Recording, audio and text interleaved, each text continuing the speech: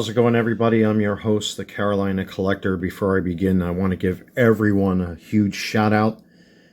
Thank you so much for continuing to support the channel, myself, my eBay store. Thank you to my fellow hobbyists, one and all across the various hobbies, whether you're a Transformers collector, sports card collector, sneakerhead, jersey collector, whatever it may be. Thank you, everybody. If you like what you see and you enjoy the content, subscribe, smash that like button, comment in the comment section below, and hit the bell to receive notifications. And also check out my eBay store. The link is in the description box below. I just actually listed some more single sports cards, mostly parallels, and a couple other items. I actually listed my elite version of Anthony Volpe's New York Yankees 2024 jersey that I've reviewed here on the channel. It's because now I got the Aaron Judge limited edition home and away jerseys.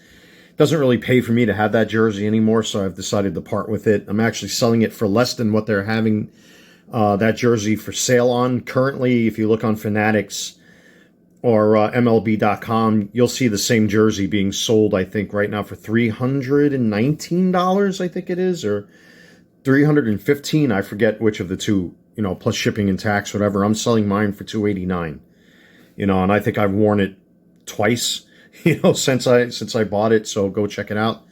But anyway, the link is in the description box of every video in short to my eBay store. So forgive me for being in the slump that I've been in. I think all of you are probably tired of hearing me talk about certain stuff, and right now I need a distraction, and what better way for me to distract myself than getting into one of my all-time favorite genres, and that's Star Trek. I haven't done a Star Trek review here on the channel since I reviewed the Corgi refit Constitution Enterprise, and I wanted to get around to reviewing this guy. This is the Eaglemoss XL 1701A refit. Debuted in Star Trek 4, The Voyage Home, Star Trek 5, and Star Trek 6. It made its final appearances in the original cast movies, and then, of course, we got a glimpse of it in Star Trek Picard. And I've had this in my collection for a bit, and I got a lot to say about this thing, but first we'll take a look at the box that it came in. Now, Eaglemoss no longer exists. Fan Home is now manufacturing starships and taking over for Eaglemoss. However, buyer beware. Fan Home did release the Enterprise GXL, and already they're being scalped and flipped for like $300. There's actually one of these right now on eBay, incomplete, going for like $500 or $600 or whatever it is. That's insane. If I ever decided to sell this guy, I promise you, ladies and gentlemen, I would never sell it for that much. But anyway, this is the box that it originally came in. The photo is backwards for some bizarre reason. I have no idea why, but it's a nice big blue box, words, things, stuff. You know, you got the different, well, at least at that time, the 4 different Star Trek series, up until we got the dreadful Discovery. Strange New Worlds, it's hit and miss for me, and I'm definitely not going to be watching Starfleet Academy. Have you seen the dumpster fire of the trailer that they released with the, what is it, like 95% Womans, and a big overweight female Jem'Hadar. Oh boy, oh boy, oh boy. There aren't female Jem'Hadar out there. It's Alex Kurtzman. You can see Alex Kurtzman has his dirty hands all over that. But anyway, I'm not watching it. There's the styrofoam that the ship would come in. Yeah, I don't know why they keep... Why... I understand that maybe Star Trek needs an update here and there, but if it ain't broke, don't fix it. Like, you know... I love, one of these ships we're going to take a look at, because I'm going to compare this to another Eaglemoss ship. Certain things need certain upgrades or updates, fine, but God, if it ain't broke, don't fix it. So, let's put the Enterprise A, oops, just like that. Hoping I don't knock the camera down. This is the book that it comes in, or comes with, I should say, excuse me. And let's get this out of here. Make some room for myself. Put this out of the way here so that this way we can really take a good look at this. So you open it up, and of course you have all these remarkable photos and details and information as to the original refit from the motion picture. Big shout out to my father who introduced me to Star Trek. It was one of the first sci-fi genres that I was introduced to as a little kid. You know, I am a 70s baby. I was born in 1977, but by the time I can actually get out to the movie theaters to watch any Star Trek films would be Star Trek 3, The Search for Spock, and my mother's the one that took me. But anyway, that's the book with all the, movie details or what have you. Let's get the A back up here. Now, if you've seen reviews of this, you're going to know that this ship had been a controversial release for several reasons. I mean, when you look at it like this on its display, I mean, it just looks amazing as a display piece. However, if you are a Star Trek fan, you're going to know that there's a few things that are absolutely off with this thing. First off, let's get it off the display stand, if we can here. I don't want to break it. You'll see it's got the USS Enterprise 1701A registry number underneath there. And then we'll take a real good close-up look at the ship. I mean, detail-wise, it's really not that bad, and it does have some weight to it. This is die-cast. Secondary hull is die-cast. And the warp nacelles, unfortunately, are not die-cast. They are plastic. Unfortunately, on my copy over time, it's got some paint chipping, which a little touch-up paint can always come in handy. I actually have acrylic for that. But again, if it ain't broke, don't fix it. So it's more a display piece. It's just over time, unfortunately, with die-cast models, that does tend to happen. So I really don't handle this guy too much anyway to begin with. But you can see she is a beauty from every angle. However, there are certain things and certain aspects of the ship that are inaccurate. For example, you're looking at it right here. The registry numbers on the warp nacelles are just way too big. So that's a big problem with this thing. The next problem is that the chiller grills, the inside of the grills are supposed to be blue. And they are not. They're black. So for the Hawkeye, you're going to notice that both sides are black. The inside chiller grills are supposed to be blue. These parts of the nacelles here are supposed to be gold in color or bronze in color. So they missed that detail as well.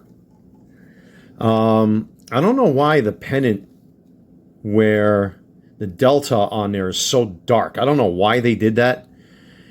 As far as alignment is concerned, that's really not a problem on this ship. On my copy, at least, I mean, the alignment is really nice. I mean, well, there are no cutouts for the windows, though there are indentations for the docking bays, which you see on the secondary hull. And there's maybe just the slightest misalignment, but you really have to be looking for it. You got the RCS thrusters, which I had to paint myself because they were wrong. They should be like a yellow or an orange color, something like that. You'll notice there's no sensor bands going around the saucer section. And this was one of the two big controversies with the ship. Look at how big the writing is on the saucer section right there. It should not be that big. And there should be a hatch door right there, which the Corgi model does have, surprisingly. And the bridge dome is completely wrong on this thing. It's absolutely wrong. But all things considered, besides those little hiccups with this ship, it's really not all that bad. I mean, if you're going to display this, it's a perfect display piece from any angle. I mean, again, you have to be a Star Trek fan and know those mistakes with this ship. But for me, I really don't care. about those things. The only thing that really annoyed me was the RCS thrusters, which was an easy fix. I could have removed this oversized writing on the saucer section, but I'm like, leave it alone. I could have painted in the chiller grills, like, leave it alone, because I know me, if I start on projects like that, I'll probably screw this thing up, and I really don't want to do that. $500 resale price. I think that's insane. If I ever sold this one, ladies and gentlemen, I promise you I would never charge that much. But we're going to compare this to some other Eaglemoss ships that I got here. So this is the NXL1 refit on its display stand. This one, is curved, so it would display that way. This one has like a slight curve on it, but I think that's just because of the fact that it wobbles as far as the display base is concerned. It does have a slight tilt to it, though, but, because most people display their ships like this. Depending on the ship, I have a whole shelf full of starships. I got a couple Diamond Select Excelsior class ships up there. I got 2 Hot Wheels Klingon Bird of Preys up there. I do have an XL Katinga from Eaglemoss. I have a Playmates Vorchak class battle cruiser up there. And surprisingly, just as a side note, if you have those ships, like I have the standard USS Defiant from Eaglemoss up there, and I have the standard Oberth class USS Grissom. All of those ships scale very well with each other, surprisingly. So, and technically, these scale well with each other too, size-wise, if you're really, really paying attention. Then we have the new kid in town, and I actually, as much as Strange New Worlds rubs me the wrong way, I actually really like the reimagined Connie. This thing is just beautiful all around, and it really, really sizes up well with the Enterprise A right here, and it actually has the swept back nacelles. Maybe I'll do a separate review on this guy. We'll see. Or gal. According to Navy tradition, you call these ships she or her. But, they size up really well with each other, so it would be a nice segue to go from, the original series into the movies, so very nice comparison with these two. I hate to admit it, I like this one a teensy better. Although Strange New Worlds has sprinkles of certain types of politics in it. I'm not going to get into that. It turns me off. Star Trek is supposed to be like this, socialist utopia anyway. But, unfortunately, with Strange New Worlds, and especially with Discovery, ugh, God, can you imagine what Starfleet Academy is going to be like?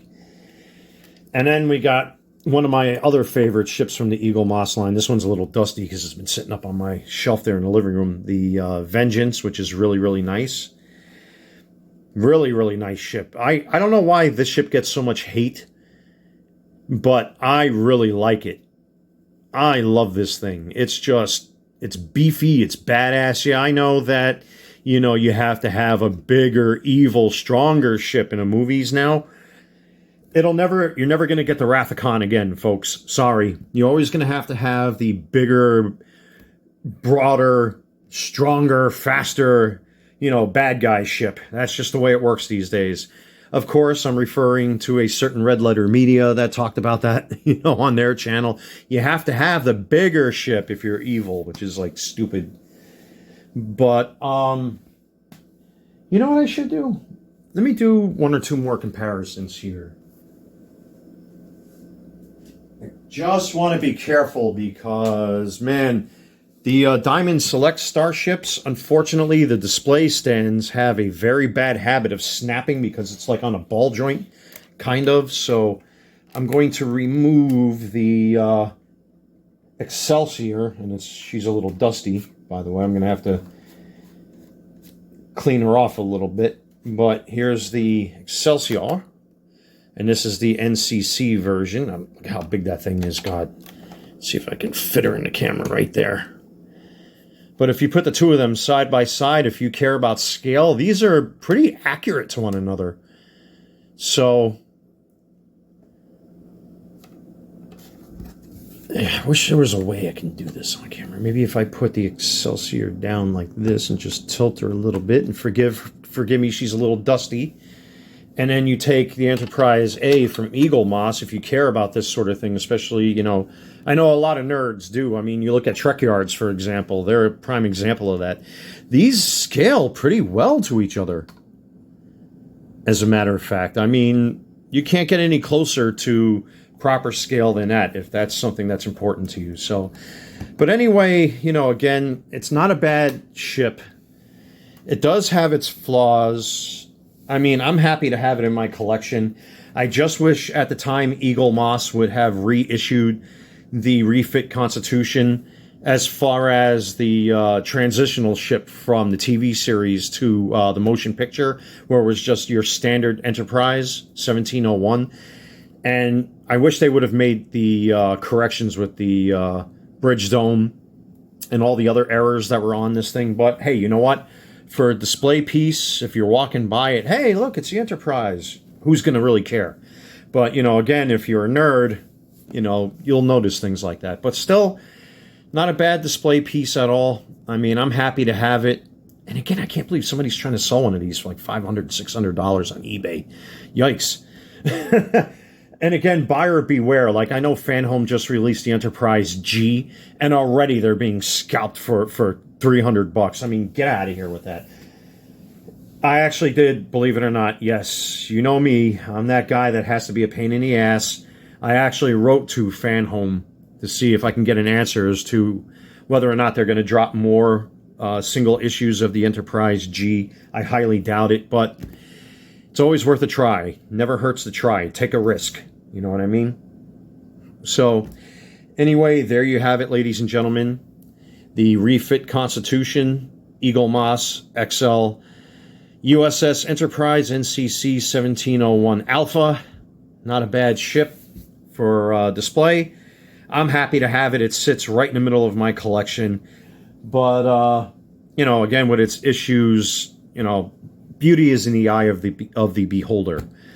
So thank you, everybody, for checking out this video. Don't forget to like, comment, subscribe, hit the bell to receive notifications, and check out my eBay store. I have been trying to push myself to list some more sports cards and other items on there, so go check it out. The link is in the description box below. Take care, God bless, stay safe, and I will see you all very soon.